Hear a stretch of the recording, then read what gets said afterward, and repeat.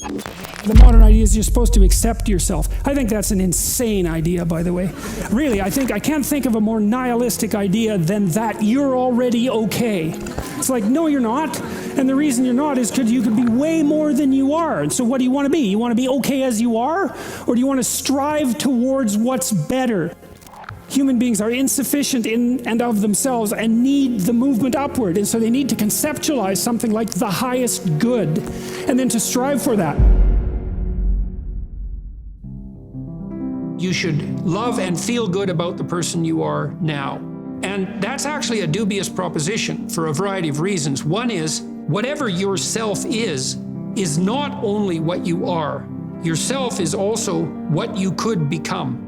And so to love yourself properly is not only to love what you are, who you are, whatever that means, but to love who you could become. Now, one of the things I've observed is that it's very demoralizing for the typical young person who's miserable and maladjusted psychologically and socially if you just go to them and say, well, you should feel good about yourself, because they think you're good just the way you are. You're perfect just the way you are. You should accept yourself just the way you are. It's like, well, okay, so what does that say about who I should become? Is that just now off the table because I'm already good enough in every way?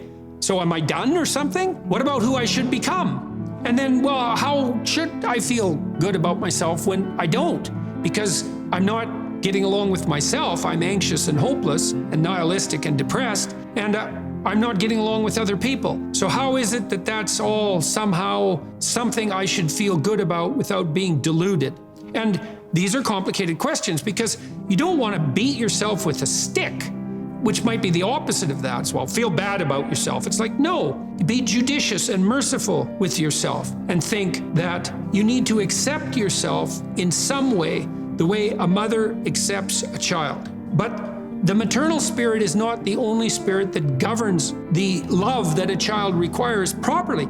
You have the paternal spirit of encouragement as well, which is, well, we need to shelter and protect you and to provide for your security the way you are, but you could be a lot better and should be, and I have faith that you could be, which is the love that I'm delivering to what you're becoming rather than what you are. And so love that you direct towards yourself is partly directed towards that maternal care that's sort of the minimum precondition for basic flourishing, combined with an attitude of encouragement towards the possibilities of your being.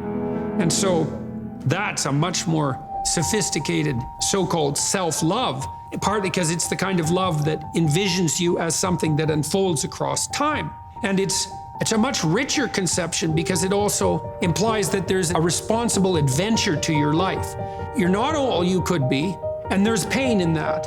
And there's the necessity for a certain amount of judgment about that, and even a certain amount of exclusion, because what you are that is insufficient in some sense should not be allowed to propagate further.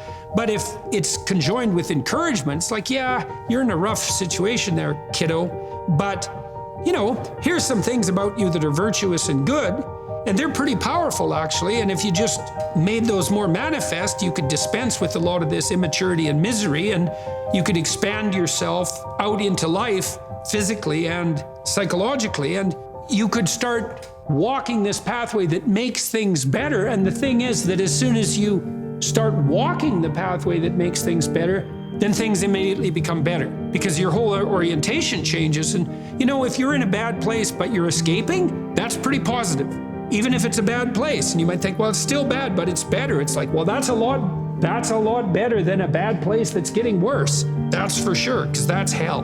Hell is a bad place that's getting worse. That's for sure. And so if you take the bad place and it's getting better, well, it's already not hell, that's a start. And so this notion of love, we've confused this with the maternal instinct for an infant. It's like, because an infant under 6 months, it's like, well, of course, your attitude towards an infant is you're exactly okay the way you are. But that's not what you do to any child that's older than 6 months. You start laying down some criteria for becoming, for improvement. And some of that improvement, because we can define it, well, there's nothing more perfect than a child, than a baby. It's like, yeah, but that's not true if the baby's 14 years old. right? It's true if the baby's 6 months old and actually a baby, but by 9 months, well, the child is going to start to interact socially. And now there's some principles that the child has to learn to abide by so that social interaction is optimized. You want to take the infant who's entirely dependent and turn them into something that's autonomous and then socially integrated, and then socially integrated in a manner that's moving them towards individual responsibility. And the love is not only love that's devoted to what they are at any point, which is that encompassing maternal love, say, but the love that says, yeah, kid, we're pretty happy you're around, but the new you is going to even be better. And that's encouragement, and that's part of love. It's half of love, that's for sure. And you want to direct that to yourself as well. It's like, you don't want to judge who you are so harshly that you just destroy yourself and everything is cast into the pit. You want to take a look at yourself and say, look, you're a person among persons, and you have intrinsic worth, and you have your flaws, your sins, your domain of ignorance and inadequacy, but that doesn't mean that you're entirely worthless because of that. You have a base level value. That's the intrinsic worth, let's say, that's reflective of the fact that you're made in the divine image. In the most fundamental sense, you have intrinsic worth, and that's due a certain degree of baseline love. But there's the becoming problem. It's like, well, especially when you're young, most of you is still in the becoming phase. And so why wouldn't encouragement be the hallmark of love? It's like, get the hell up, get your act together, adopt some responsibility, put your life together, develop a vision, expand yourself beyond the narrow confines that are causing your misery. And we think you can do it. You could do it, you should do it, the world would be better off if you did it, you'd be doing better if you did it, everything would work out better. Why would we not work to make everything work out better? And you're the person who could do it. And you tell young people that and they think, oh, no one ever told me that before in that way. And they think, well, maybe I should get my act together. And then they go out and try to get their act together. And they think, well, turned out that worked and I'm less miserable. I could try doing it a little bit on a broader scale. And they try that and they think, wow, people seem a lot happier with me. I have more friends and I'm more popular and I'm a little more physically attractive because I'm standing up a little bit straighter. And then away they go and unfold, man. Be a force for good in the world. And that'll be the adventure of your life. Aimless is not nothing. Aimless is bad. Nietzsche said if you had a why, you could bear any how. Most people find the meaning in their life through responsibility. I believe the fundamental religious truth of the idea that life is suffering. It's suffering because we're mortal and fragile, and because we're also subject to malevolence at our own hands and at the hands of others. It's a constant existential problem. And that can make you bitter and can make you hopeless and nihilistic and depressed and anxious and likely to abuse substances of various sorts as a medication or an escape. It can augur you in a very large number of ways. And I'm suggesting to people that there is a way out of that. And the way out is to confront that forthrightly and to adopt responsibility in your own life and to try to make the world a better place, and that it's necessary to do that. And that if you don't do that, that things go badly. I think the deck is stacked against everyone to some degree because life is very difficult and we all die. But some people do have it harder than others. And all of us have it very hard at some times in our lives. It's like, well, what's the alternative? You take responsibility for that and try to struggle uphill because the alternative makes everything worse. Find something in your life that's so worthwhile doing that the fact that you're going to suffer is justifiable. Yeah, life's rough, no doubt about it. And if good luck comes your way, then you should be grateful for it. And if happiness manages to manifest itself, you should be grateful for that too. So then you might ask yourself, well, what's the best antidote to the discomfort of life? And you might say, well, it's comfort. And I suppose that's what you act out when you swaddle a baby. But a better antidote is something like adventure to excellence. And that's far better antidote to suffering than the mere absence of suffering. So not than the mere absence of suffering. So not to say that the mere absence of suffering, that's not nothing. I've been a psychotherapist for 20 years. I've seen things you can't imagine, horror shows that you can't fathom, and people who have been hurt in so many ways, so many dimensions. It's like, should they be bitter? Should they be resentful? Should they become violent? These things don't help. They have to struggle uphill despite their excess burden. And it's responsibility, not guilt. It's the female crucifixion. And that's exemplified best in, well, the best portrayal of that I've seen is Michelangelo's Pieta. You know, it's a statue of Mary, and she has Christ's body on her, as an adult, on her lap, and he's broken and destroyed, and you know, she's displaying that. And that's the bravery of a mother to allow that to happen, but not only that, to facilitate it. Where you go, kid. Where you go. Well, why? It's dangerous out there. It's like, yeah, no kidding. It's more dangerous here if you stay with me by a lot. So you might lose your body out there in the world, but if you stay here, you lose your soul. You know, I mean, it's a pretty competitive world. There's lots of competition for young men in particular. There's competition for status and limited resources and for the attention of women. And just because you're nice doesn't necessarily mean that you come out particularly well in those competitions. I would like to say that you should all be smarter, but I don't know how you could be smarter. We don't know anything about how to improve intelligence, and I suppose we don't really know anything about how to improve industriousness either, but I can tell you that people who are industrious come up with a strategy for solving the problem that's ahead of them, and then they do whatever they can to stick to the strategy. And so, for example, if you sat down today or tomorrow for a couple of hours, 3 hours, and you filled in a Google Calendar, whatever you happen to use, with a strategy for studying and a list of when all your assignments are due and all of that, and when you're going to sit down and study, then you won't be in a position where you have to cram for 10 hours a day hopelessly right before, you know, an important exam. It's beautifully put that love is the highest ideal to reach for, and truth is... It's handmaiden. I thought about that for a long time, right? This hierarchy of ideal. And the thing about truth, that bitter truth, let's say, that cynical truth, is it can break the shackles of naivety. And actually, a burnt cynicism is a moral improvement over a blind naivety. Even though one is in some ways positive, but only because it's protected. And the other is bitter and dark, but still better. But you're not done at that point, you're just barely started. I think optimally we exist to have something like a playful adventure, right? We're built for an optimal challenge. It's partly why we like to play, because in play you find an optimal challenge. It's almost like the definition of play.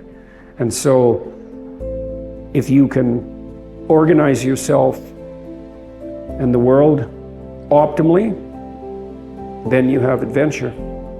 And maybe you have the adventure of your life. And if you can do that brilliantly, then you can do it in a spirit of play.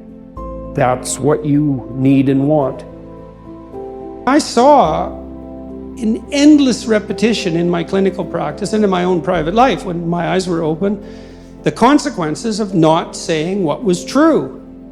It's like whatever hell you might fall into by opening your mouth when you have something to say that isn't popular, it's nothing like the hell that you're going to envelop yourself in if you lose control of your own tongue and mind. And like I said, in my clinical practice, I never saw anyone get away with anything even once. And so all you have in a situation like that is what is the truth. Now, you know, of course, you only have your approximations to the truth, but that's better than nothing. And so you need to be afraid of the right thing, and you should be afraid of contaminating your soul with deceit. That's what you should be afraid of. What happens is, you know, garbage in, garbage out, the old programmer saying goes, and so you'll fill your head with nonsense and no one will call you on it except you, but you can still that voice if you try hard enough. You just wait until you get in real trouble. You know, one day there'll come a point where you have to make a decision. And the decision is the difference between life and death, or worse, between someone else's life and death, or worse, between health and the suffering that's worse than death. And because you've compromised yourself to such a degree, you will not be able to rely on your judgment, and you will make the mistake you shouldn't make. and then you're done. And that will absolutely happen. Yeah, well, I mean, you set what's great against what's tragic. Yeah. I mean, what else could you possibly do? And so then you say, well, how do you find what's great in your own life? And part of that is you watch. It's like, when is it that I'm doing something that alleviates my suffering, right? It's a real, you have to ask that question to yourself honestly. One of the things you have them do is say, well, why don't you just watch for a week? Like, watch yourself like you don't know who you are, and just see when you're not quite as miserable. Yeah. And then let's see if we can figure out what it is about what you're doing in that situation that's lifting the gloom. It's like, okay, there's something in that that's curative, right? And that's something in that that's curative is related to, well, you might say your purpose. It's like maybe part of the reason you're depressed is because you're too isolated. And now we can work on that. So let's see if we can increase the amount of time you're spending with your friends by like 20%. Or maybe you need a couple of new friends. Or maybe you need to work on your comic material, you know, because you can set that against the tragedy of life. I've been trying to figure out what gives people's lives meaning. And if you look at it technically, in order to have any positive meaning in your life, you have to have identified a goal. And you have to be working towards it. And there is a technical reason for that. And the technical reason, as far as I can tell, is that the circuitry that produces the kind of positive emotion that people really like is only activated when you're proceeding towards a goal that you value. And so that means that if you don't have a goal that you value, you can't have any positive emotion. So technically that's the incentive reward system, and the underlying circuitry is dopaminergic, and when that circuitry is activated, then it's part of the exploratory circuit. It gives you the sense of being actively engaged in something worthwhile. You know, you tend to think of positive emotion as something produced by reward. But there's two kinds of positive emotion. One is the reward that's associated with satiation, and that's consummatory reward, and that's the reward you get when you're hungry and you eat. But the thing about eating when you're hungry is that it destroys the framework within which you were operating, right? It's time to eat. Well, you eat, and then that framework's no longer relevant, so the consummatory reward eliminates the value framework, and then you're stuck with, well, what are you going to do next? And so the consummatory reward has with it its own problems, but the incentive reward is constantly what keeps you moving forward. And incentive reward, because it's dopaminergic, also is analgesic, literally analgesic. So if you're in pain, you take opiates and that will cut the pain, but so will psychomotor stimulants like cocaine or amphetamines. And so it's literally the case that if you're engaged in something that's engaging and you're working towards a goal, that you're going to feel less pain. And you can see this happening with athletes who, you know, they'll break their thumb or something, or maybe sometimes even their ankle, and they'll keep playing the game. Of course, afterwards they're suffering like mad, but the fact that they're so filled with goal-directed enthusiasm means that, well, the pain systems are in some sense shut off. So that's an interesting thing, because what it suggests, I mean, then you could imagine, I might say, well, how happy are you that you've made a certain amount of progress? And if you think about it, what you'd say is, well, it depends on how much progress and in relationship to what. So hypothetically, you're going to be happier if you've made quite a bit of progress towards a really important goal. And then you have to think through what it means for a goal to be really important, because that's not obvious. Now, you could say, you're in this class and you're listening to some information, and maybe there's two reasons for that. You might find the information interesting per se, but let's forget about that for a minute. You need to listen to the information so that you can do well on the assignments, so that you can do well in the class. You need to do well in your classes so that you can finish up your degree. You need to finish up your degree so that you can find your place in the world. You need to do that so that you're financially stable and maybe you can start a family and have a life, and that's all part of being a good person, something like that. And so that's a hierarchy of goals, and you might say that being a good person would be the thing, however vaguely thought through, that's at the top of that hierarchy. And then when you're doing things that serve that ultimate purpose, then you're going to find those more meaningful, and that meaning is actually produced as a consequence of the engagement of this exploratory circuit that's nested right down in your hypothalamus. It's really, really old. It's as old as thirst, and it's as old as hunger. It's really an old system. And so you want to have that thing activated. It might be that the sense of meaning that life can provide to you is proportionate to the amount of responsibility you decide to take on. And that'd be very strange if it was the case, because responsibility, of course, is a kind of weight, obviously, and it's difficult to take on responsibility. But if any positive emotion that you feel and your control of anxiety and the control over pain is dependent on the activation of these systems that watch you move towards a desired goal, then the more complete and weighty the goal is, the more kick there's going to be in the observation that you're moving towards it.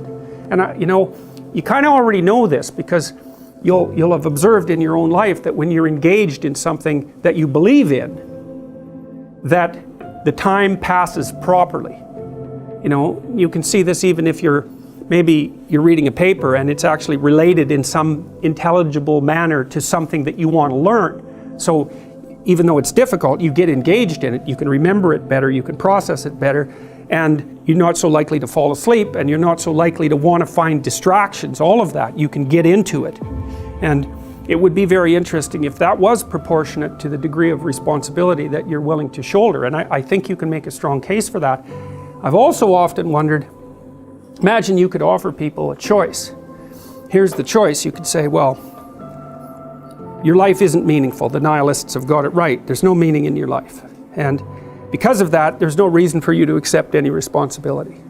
So you can live a responsibility-free life, and maybe one of impulsive pleasure-seeking, but a responsibility-free life, but the price you pay is that it doesn't get to be meaningful. Or you could say to someone, no, we're going to do the opposite. We're going to say, you can live a meaningful life, but it's only going to be as meaningful as the amount of responsibility that you're willing to bear. And then you might say, well, what would people choose? Because everybody also always makes noises about wanting to have a meaningful life. But if the price you pay for that is the adoption of responsibility, then it's not so obvious that people would choose meaning over pointless pursuits, if the benefit they got for choosing the pointless pursuits was that they really didn't have to care about anything they ever did, right? It's no responsibility. When you go from a bad place to a better place, you go to a worse place first. It's a great thing to know, because it also tells you why you might be unwilling to take the next step. You're aiming up, but in order to aim up, you have to let go of something you already have. And then that'll put you into a state of chaos. And unless you're willing to undergo that intermediary state of chaos, and you might not recover from it, you're not going to get to the next level. Many of you, I presume, have seen Breaking Bad. You have this ordinary high school teacher who really thinks that he's an axe, and his family as well. Like your typical persona, roughly speaking. He's just a normal guy. But part of the reason that he's a normal guy is because he actually hasn't been put in abnormal circumstances, and then all of a sudden he is. And he has a genuine moral conundrum, right? He's going to die of lung cancer, and he has a son who's got a lot of health problems, and he's terrified that he's going to leave his wife and his child behind with nothing. And so he decides to do something that temporarily that he regards as what they would normally regard as reprehensible. And of course, he just gets tangled up in that. But then as the story unfolds, you see that it's more complicated, because it's not that he was just innocent, good guy and he decided to turn bad. He's also very resentful and angry. And it's partly because he's a bit of a pushover at the beginning, or maybe more than a bit of a pushover. And also that he didn't really fulfill his own potential, and that he had friends who walked down the entrepreneurial path, and maybe they weren't quite fair to him, but whatever. He ends up not very successful as a high school teacher, and so he's really angry about that. And so there's more motivation for him opening up the door to the terrible elements of his personality than just the fact that he's got good motivations to do so, and that unfolds, and so you see the warps and twists in his resentful character increasingly manifest themselves as he walks down this road to really total brutality.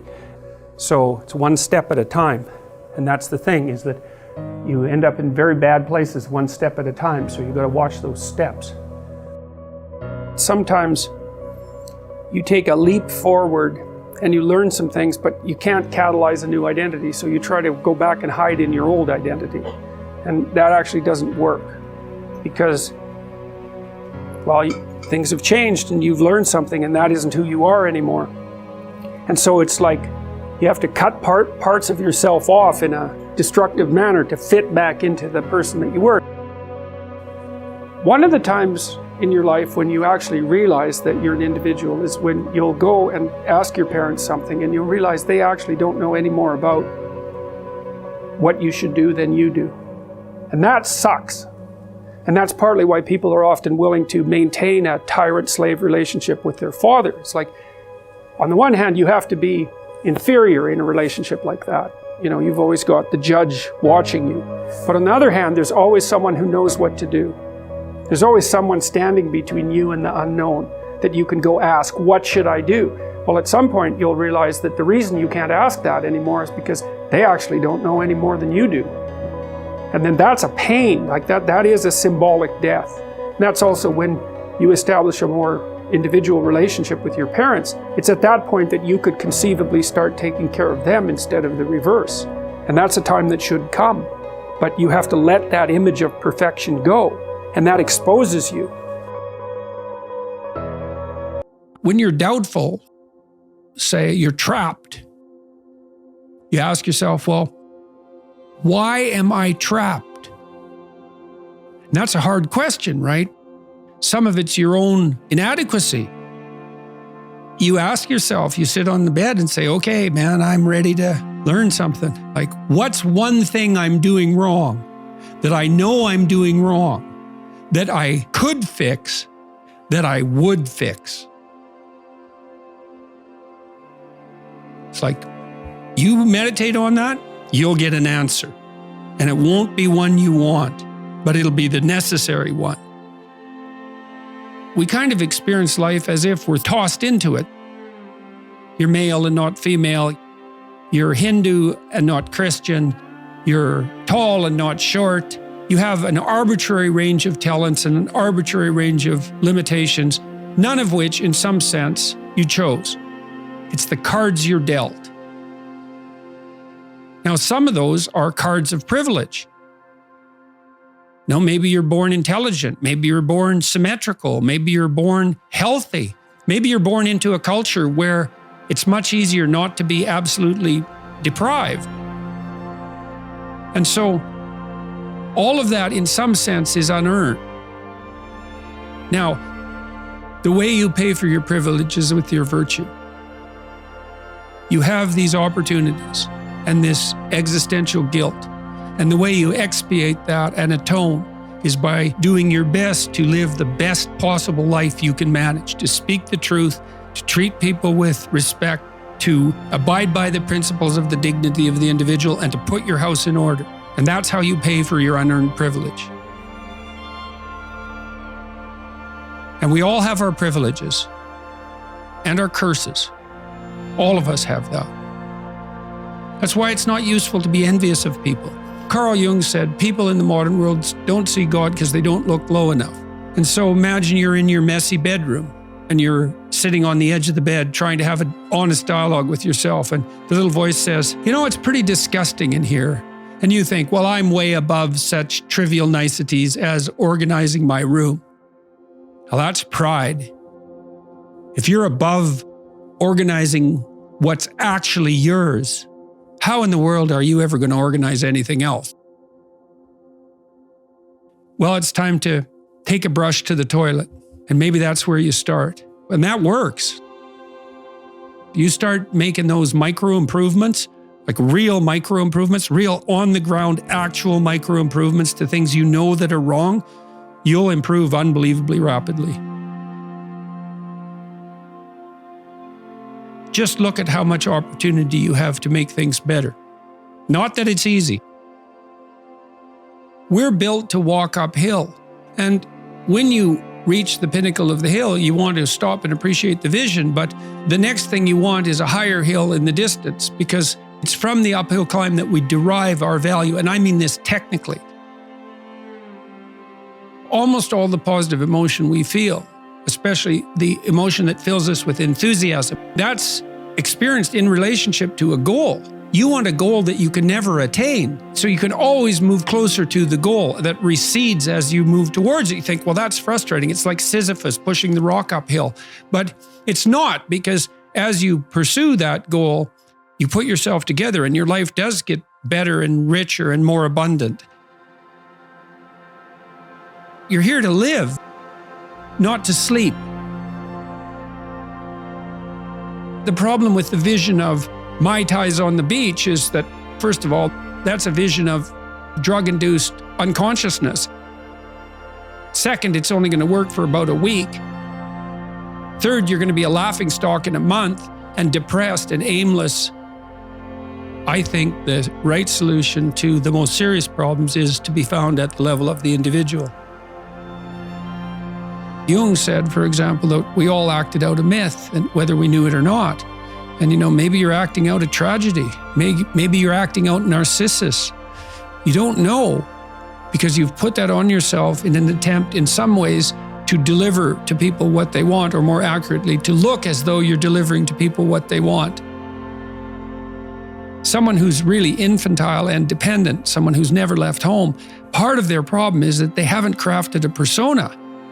So you don't want to denigrate it entirely, but it's no substitute for the real thing. And it turns out that not only is what we want from each other the real thing, but that's also the adventure of your life. If you aren't truthful, and that means, unfortunately, especially at the beginning when you start to be truthful, it means deeply coming to terms with your inadequacies in humility. So it's very painful. Without that, you don't have the adventure of your life. You have the role that you've acquiesced to. In my clinical practice, in 20 years, working with every sort of person you could imagine, I never ever saw anyone get away with anything even once. We're all subject, not least, to the judgment of our own conscience. Try to escape from that. No one can escape from that. We have to contend with that wisely. And then you ask, well, how do you contend with things wisely? And I would say, well, don't pollute your thoughts with deceit. You compromise your own wisdom. How are you going to make not intelligent decisions, wise decisions? That's why you shouldn't lie. You're warping the mechanism that orients you in the world. I think Pinocchio is a brilliant work of art. And if you're a puppet and an actor, and Pinocchio is both at times in that movie, both a puppet and an actor. So why an actor? Like, why is there something wrong with being an actor? Well, the first question is, who sets your role? And then the second question is, who's pulling your strings? Because you have to act out your ideals to some degree, right? And you also have to formulate an avatar of yourself in some sense that's a mediator between you and other people. You need this functional shell. The problem arises when that functional shell is all that there is. And then the real person underneath is just desperate and unhappy because nothing of what's being acted out reflects a true underlying reality. You don't want someone else's fate. Man, your fate's enough. So you speak truthfully and you watch what happens. Will truth, beauty, and love save the world? Well, you can find out.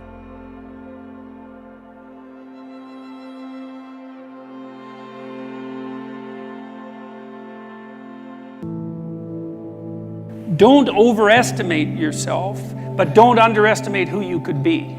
That's a much better way of thinking about it. You know, psychologists of the careless sort, I would say, have been pushing the idea of self-esteem for a very long time, probably since the early 60s. You should be content with yourself the way you are. It's like, no, you shouldn't. Seriously, like, you're nowhere near what you could be. You're not even close. Right, and so that's a way more optimistic message. Like you ain't seen nothing yet. That's the right message. And so I would say, don't overestimate yourself now, but don't underestimate your future self. And you have so much influence as an individual if you get your act together that you can't believe it. There isn't anything that has more influence than that. You have all the power that there is right where you are to put things right around you. You start now, you develop a noble vision, right, of who you could be. You start to put that into practice, develop some discipline, familiarize yourself with the great works of the past. Learn to read, learn to write, learn to speak, learn to think. Man, you'll be deadly. what you could bring to the table that hasn't been brought to the table for years is an emphasis on individual responsibility. And the right way to do that, as far as I'm concerned, is to start with yourselves, is develop a vision for your life. You start to think about, if you could be who you could be, what would that look like? That's the beginning of a mature philosophy of being. If you could be the person that you would admire, who would that person be?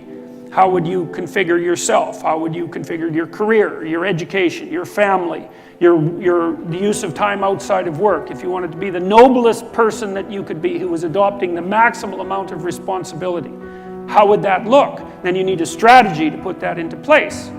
And that's the way you change things properly, and also the way you do the least amount of harm while you're changing them. And so it should be an individual focused set of ideas, and that way you can sidestep the identity politics traps, and that would be a very good thing.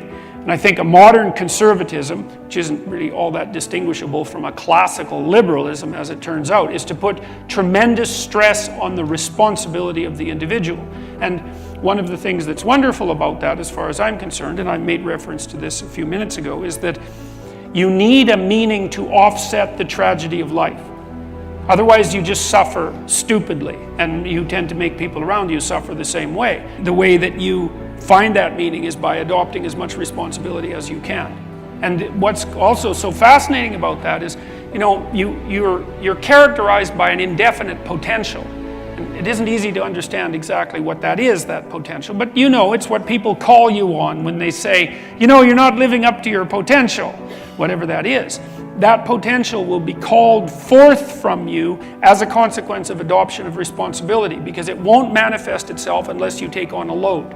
You're not going to develop in all the ways you could develop unless you set yourself a serious challenge, because it takes the challenge to pull that out of you, and also to motivate you to rid yourself of all the weaknesses and personality flaws that you've accumulated across the years, and to let those disappear and burn off you.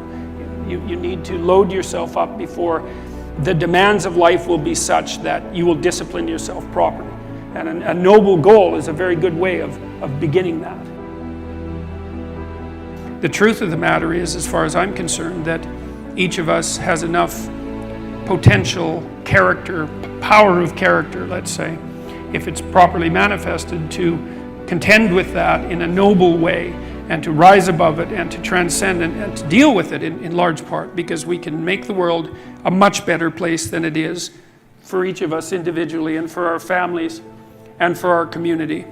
And we can constrain the malevolence, at least in our own hearts, and perhaps have a positive effect on those around us as a consequence. And that actually does make things better, and we actually can do that. And that's where the meaning in life is to be found. And that meaning, you know, that goes along with the adoption of that kind of responsibility is actually the antidote to the suffering. You know that perfectly well, because all of you need a reason to get out of bed in the morning, especially on a rough morning, you know, when things aren't going so well in your life. And there will be plenty of times when things aren't going so well in your life. And you still need a reason to get up and get moving and get out there. And if you have adopted the responsibility at an individual level to make things better, given how bad they are, if you've adopted the responsibility to make things better, then you have a reason to get up. And so one of the things that I've been stressing to people is that there's very little difference between the meaning in life that gives you fulfillment and that engages you in existence, and the willingness to shoulder as much individual responsibility as you can possibly handle. Those are the same things.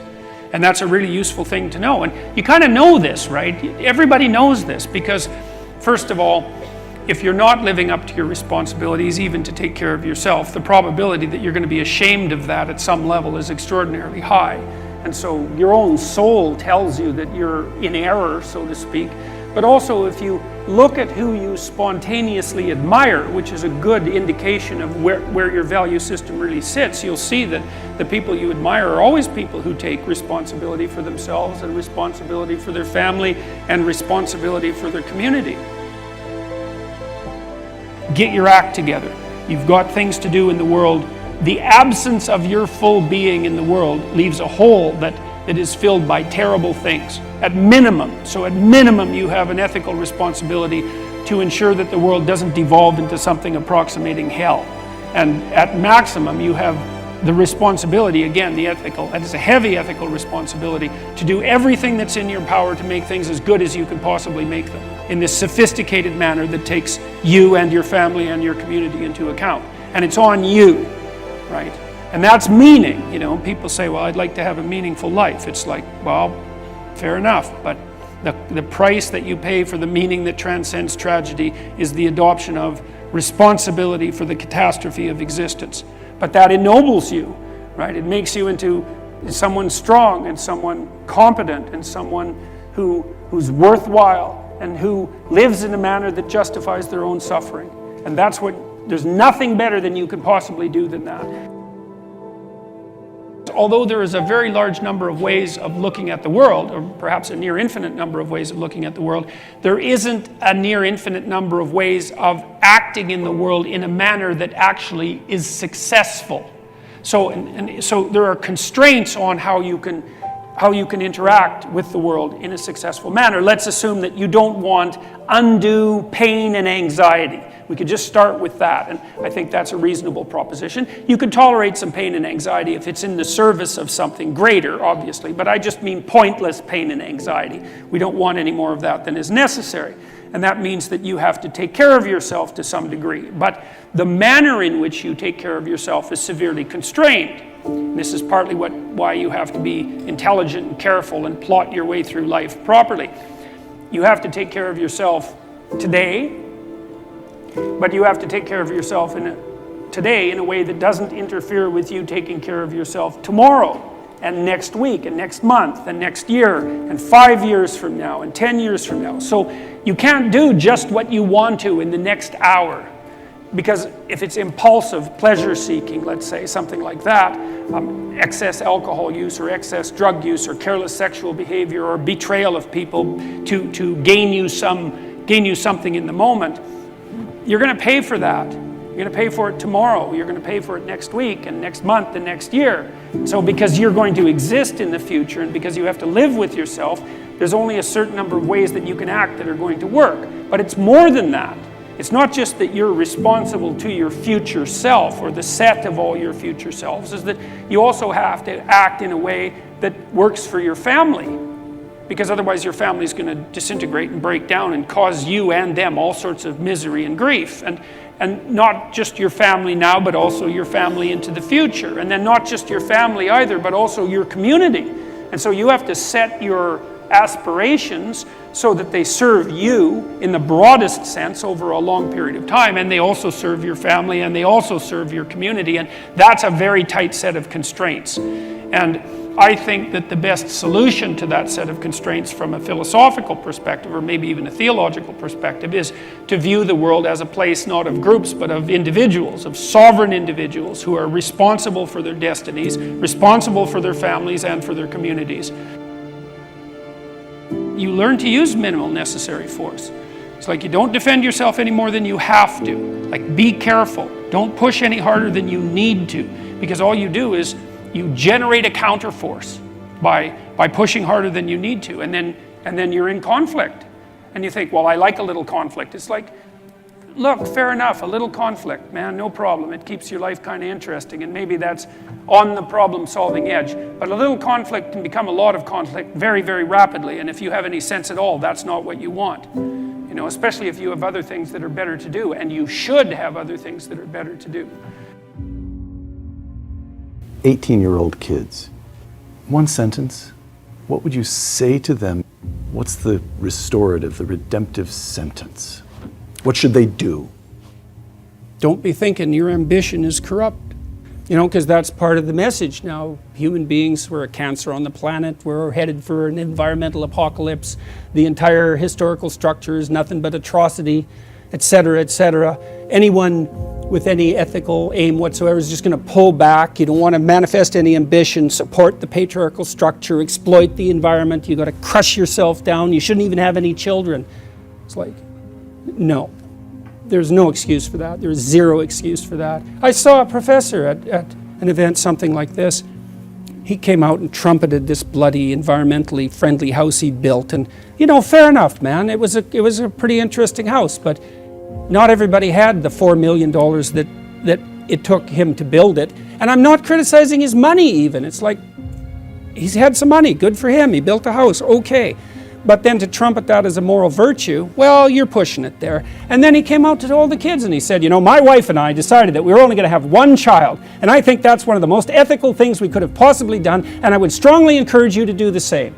I thought, you son of a b****, you get up in front of these young people. A lot of these kids were children of first-generation immigrants from China. And he showed all these images, you know, of these terrible factories in China, these endless rows of sterile mechanism that were subordinating all the Chinese people to this terrible, you know, capitalist machine. And I thought, you don't understand, half the audience is looking at those factories and thinking, that's a hell of a lot better than struggling through the mud under Mao, buddy.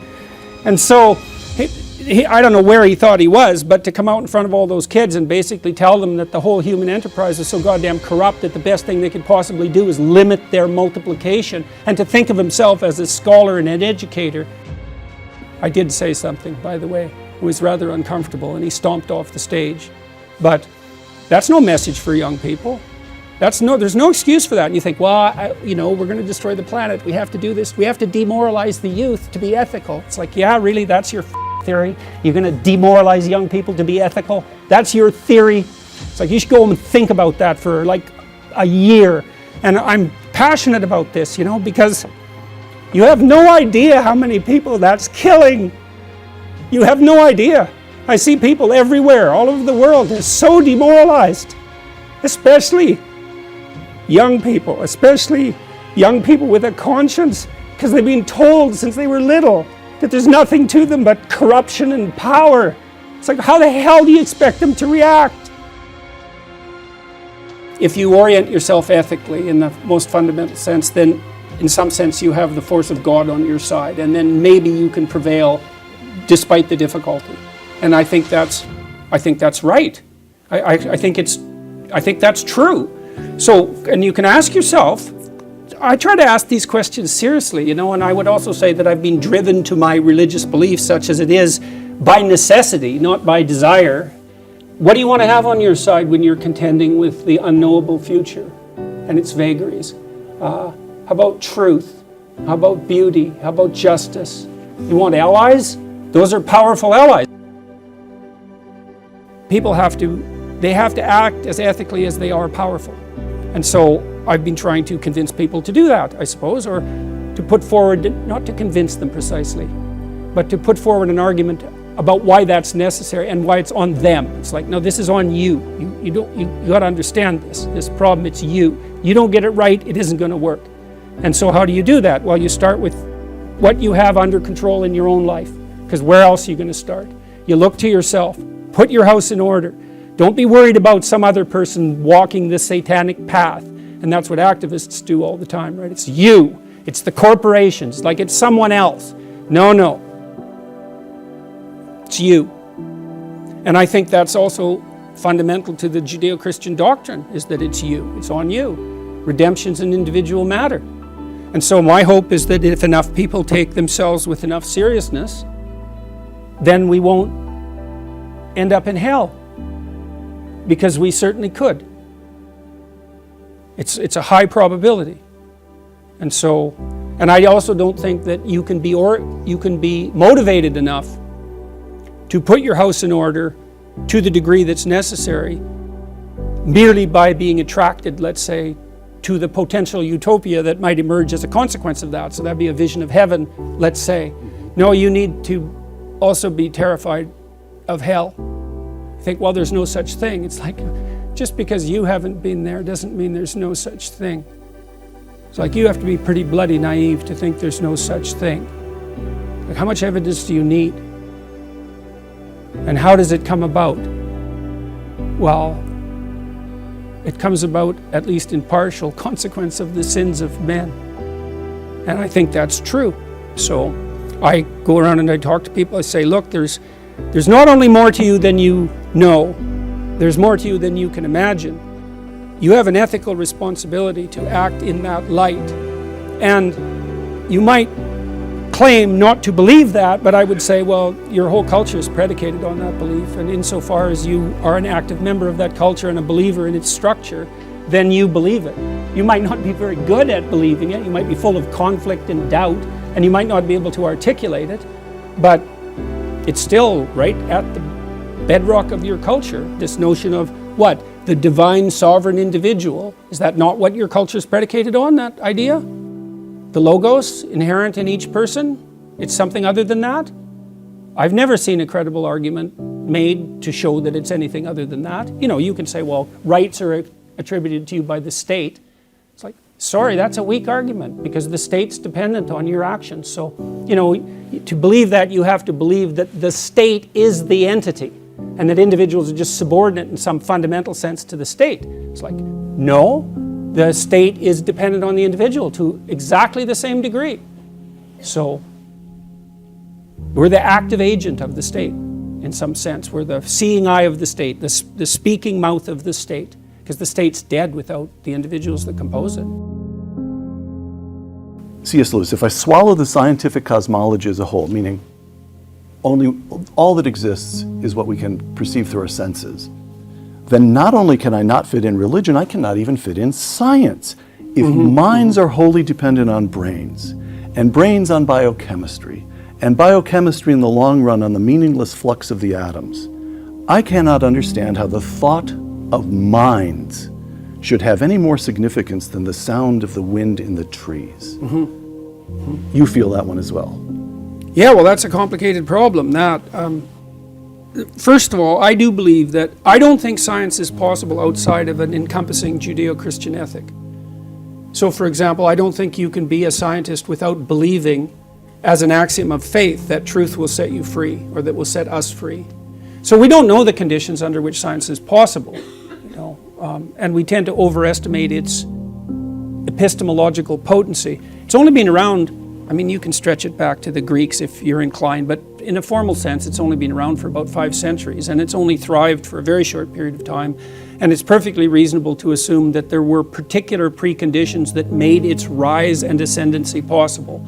It is a historical phenomenon. Yes. It happened at a specific moment in time. Right, and at least So in you say, principle what are the for particular conditions? reasons. Yeah, Got and I it. think Okay. one of the conditions, well, there's a bunch of them. One is, for example, there's an intense insistence in the Christian tradition that the mind of God in some sense is knowable. Yes. So we could say, well, the structure of the cosmos, and you have to believe that that's the case before you're going to embark on a scientific endeavor.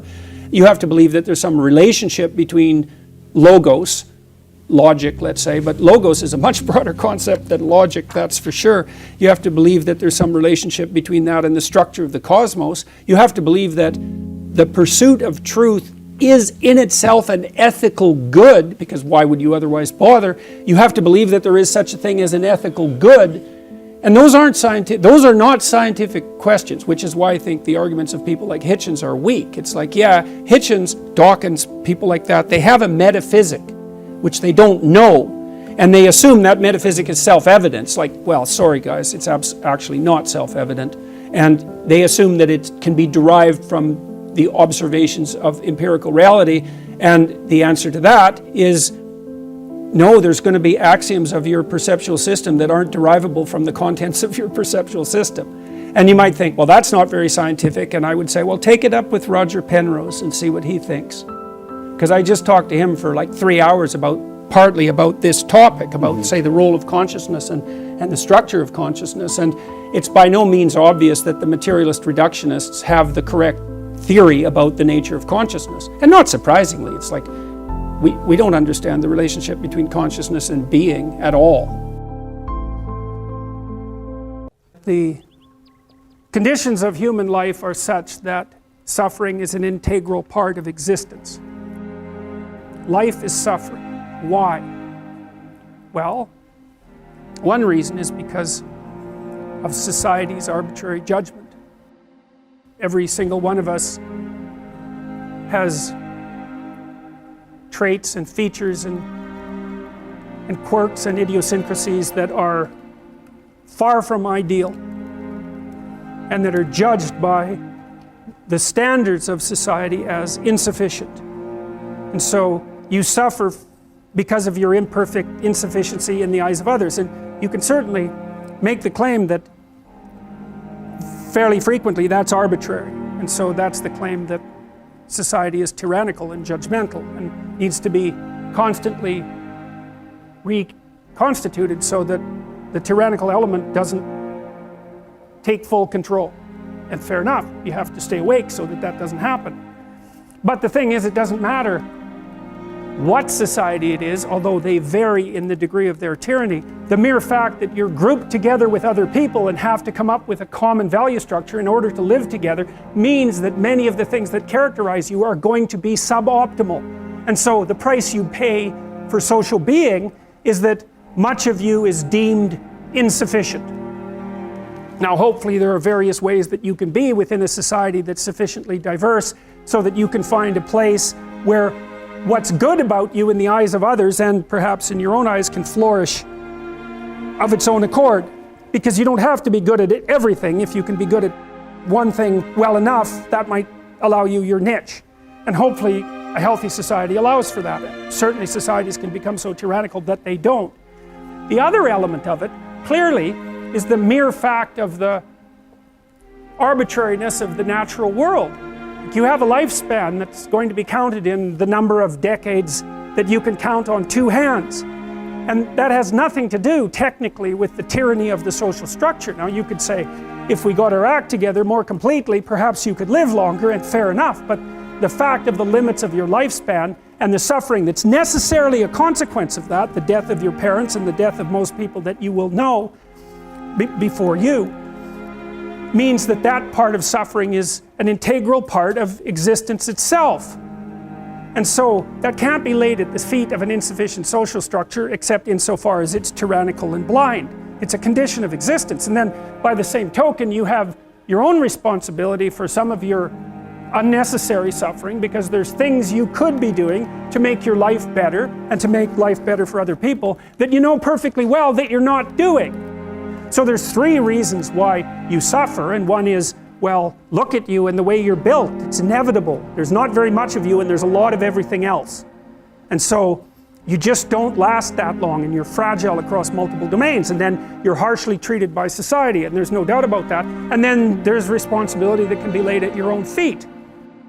The proper pathway through that is to adopt the mode of authentic being.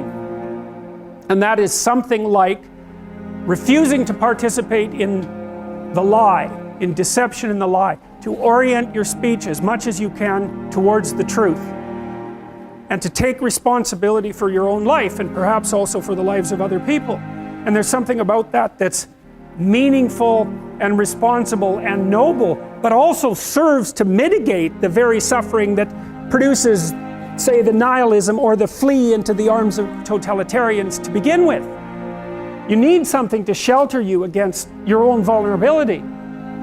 And you can adopt a comprehensive description of reality that's formulated for you by someone else that neatly divides the world into those who are innocent and perhaps innocent victims, and those who are guilty and perhaps the perpetrators of the suffering. But none of that has anything to do with you, and in addition, it's not a reasonable way of assessing the world. The suffering is built in. The existentialist take is, no, that's just how it is. That's just how it is. You don't have to necessarily have done anything wrong for things to get completely out of control. It's a terrifying doctrine, but it's not a hopeless doctrine, because it still says that there's a way forward, there's a pathway forward, and the pathway forward is to adopt a mode of being that has some nobility, so that you can tolerate yourself and perhaps even have some respect for yourself as someone who's capable of standing up in the face of that terrible vulnerability and suffering. And that the pathway forward, as far as the existentialists are concerned, is by, well, certainly by the avoidance of deceit, particularly in language, but also by the adoption of responsibility for the conditions of existence and some attempt on your part to actually rectify them. And the thing that's so interesting about that is, well, two, as far as I'm concerned, and some of this is from clinical experience, you know, if you take people and you expose them voluntarily to things that they are avoiding and are afraid of, you know, that they know they need to overcome in order to meet their goals, their self-defined goals. If you can teach people to stand up in the face of the things they're afraid of, they get stronger. And you don't know what the upper limits to that are, because you might ask yourself, like, if for 10 years, if you didn't avoid doing what you knew you needed to do, by your own definitions, right, within the value structure that you've created, to the degree that you've done that, what would you be like? Well, you know, there are remarkable people who come into the world from time to time, and there are people who do find out over decades-long periods what they could be like if they were who they were, if they spoke their being forward. And they get stronger and stronger and stronger, and we don't know the limits to that. We do not know the limits to that. And so you could say, well, in part, perhaps the reason that you're suffering unbearably can be left at your feet, because you're not everything you could be, and you know it. And of course, that's a terrible thing to admit, and it's a terrible thing to consider, but there's real promise in it, right? Because it means that perhaps there's another way that you could look at the world, another way that you could act in the world, so what it would reflect back to you would be much better than what it reflects back to you now. And then the second part of that is, well, imagine that many people did that, because we've done a lot as human beings. We've done a lot of remarkable things. I often ask undergraduates how many hours a day you waste, or how many hours a week you waste, and the classic answer is something like 4 to 6 hours a day. You know, inefficient studying, watching things on YouTube that not only do you not want to watch, that you don't even care about, that make you feel horrible about watching after you're done. That's probably 4 hours right there. You know, you think, well, that's 25 hours a week, it's 100 hours a month, that's 2.5 full work weeks, it's half a year of work weeks per year. And if your time is worth $20 an hour, which is a radical underestimate, it's probably more like 50 if you think about it in terms of deferred wages.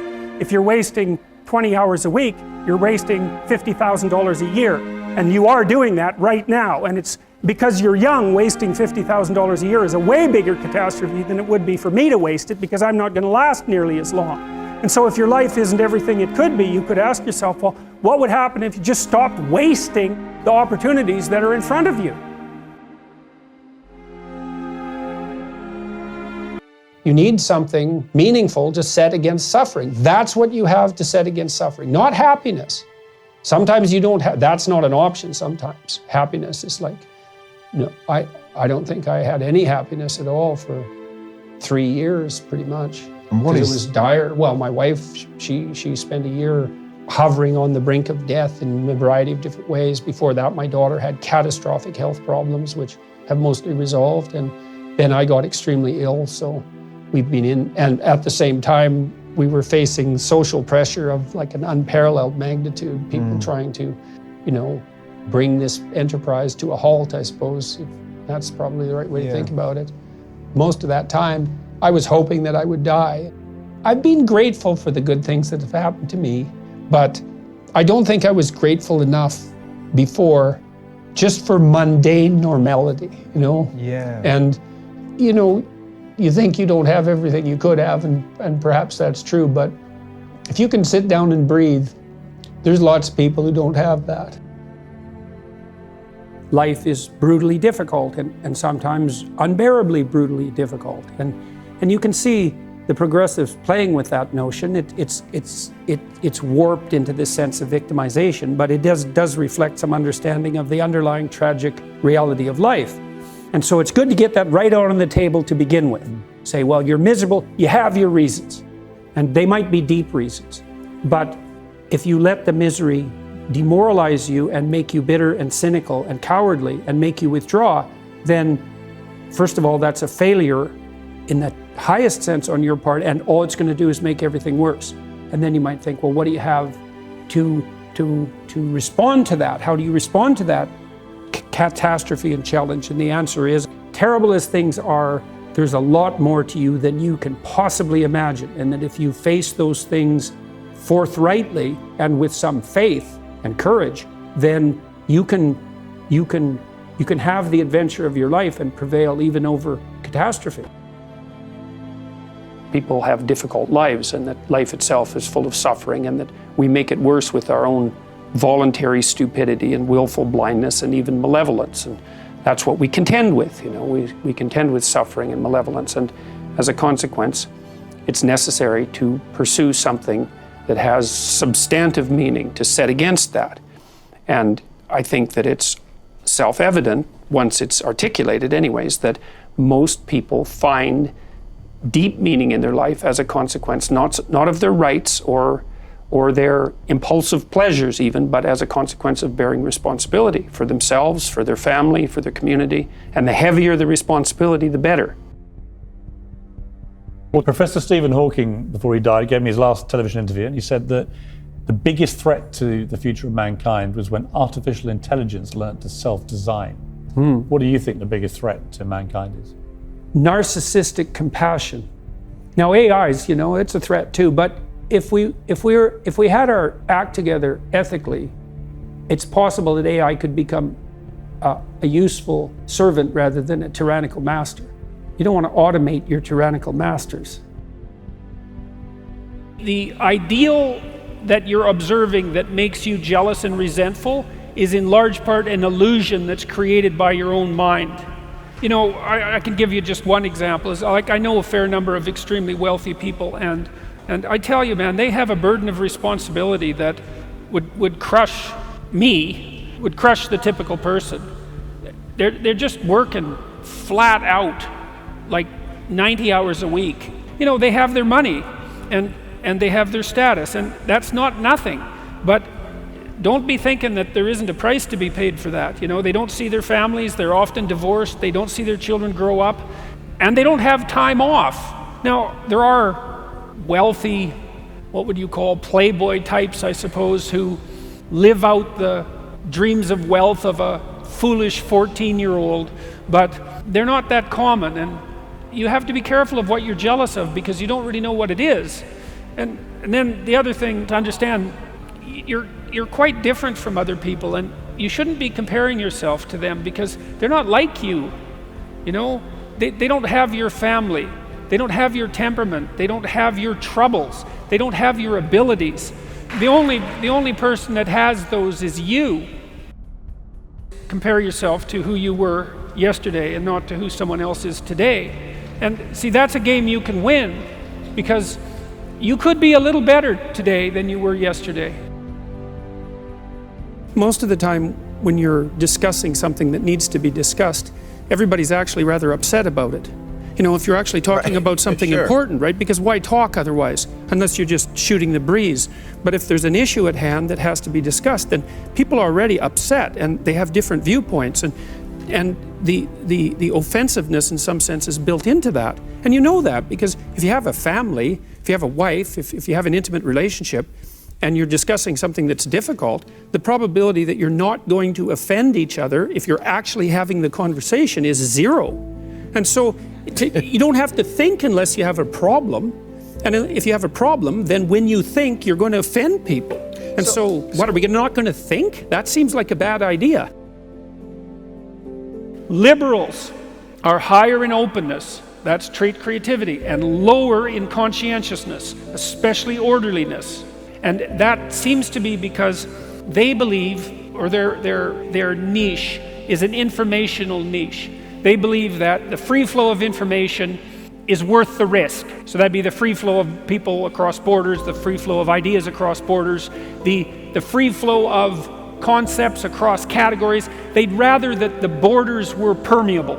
Now the conservatives are low in openness and high in conscientiousness, especially orderliness, and they take the opposite tack. They think, well, yeah, there's danger in too much openness. There's danger in borders that are too permeable. Things can change too fast. Entire societies can become destabilized, and everyone can end up not knowing which way is up. And the thing is that both of those attitudes are correct. It depends on the time. Sometimes things are changing so fast that everybody's knocked off their feet and things are falling apart. And sometimes things are so rigid that there isn't any new water flowing and everything's ground to a halt. You need liberals because now and then the right thing to do is to come up with something new. And you need conservatives because now and then the right thing to do is to do what everybody has always done.